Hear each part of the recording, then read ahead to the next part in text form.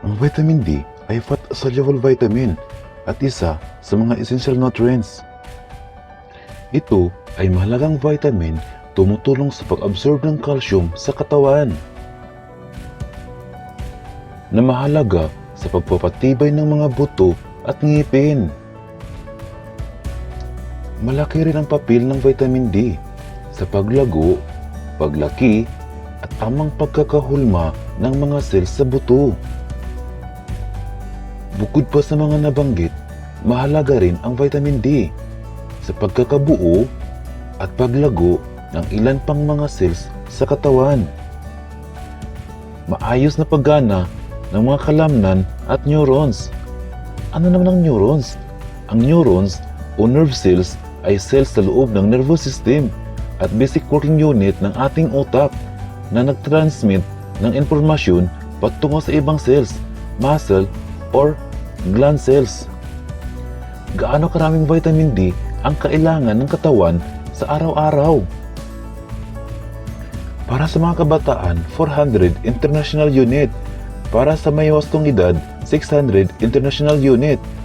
Maaari po itong magbago, depende sa kaganapan sa katawan, gaya ng pagbubuntis at katandaan. Ang mga matatanda na mas mataas mapanganib sa pagrupok ng buto ay nangangailangan ng hanggang 800 international unit. Ano ang maaaring mangyari kung sumubra sa vitamin D? Ang sobrang vitamin D na kadalasan ay nakukuha sa sobrang pag-inom ng mga supplement ay maaaring magdulot ng sobrang calcium sa dugo na maaaring humantong sa pagkahilo at pagsusuka, hirap sa pagtatai o pagtitibi, abnormal na ritmo ng tibok ng puso, pagkakaroon ng bato sa kidney. Ano ang epekto sa katawan kung kulang ang vitamin D? Ang kakulangan naman ng vitamin D sa katawan ay maaaring magresulta sa pagnipis at pagrupok ng mga buto, paglambot at pamamaluktot ng mga buto na tinatawag itong rickets sa mga bata. Osteomalasya naman ang tawag sa mga matatanda. Paano nakukuha ang vitamin D mula sa araw? Sa katunayan, ang vitamin D ay hindi naman talaga nakukuha sa sinag ng araw. Bagkus, kailangan ng araw upang mabuo ang natural na vitamin D sa katawan.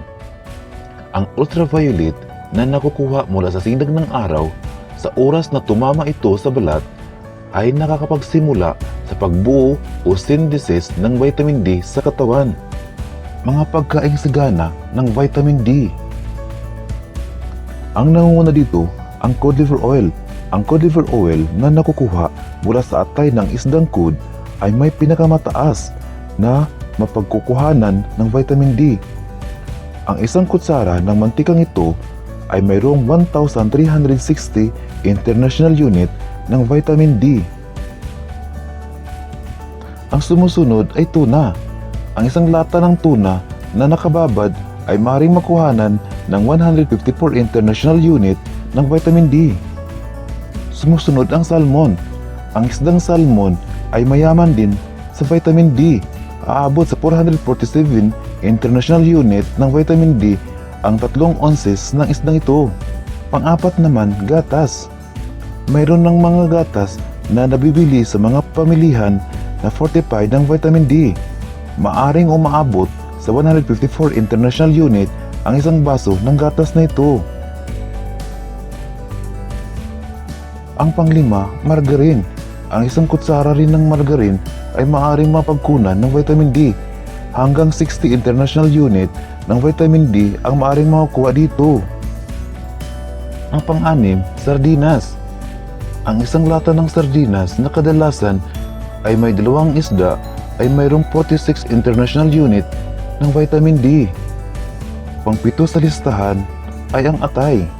Ang atay ng baka na maaring isahog sa mga lutuin ay maaaring mapagkunan ng 42 international unit ng vitamin D. Ang huli sa listahan, pula ng itlog.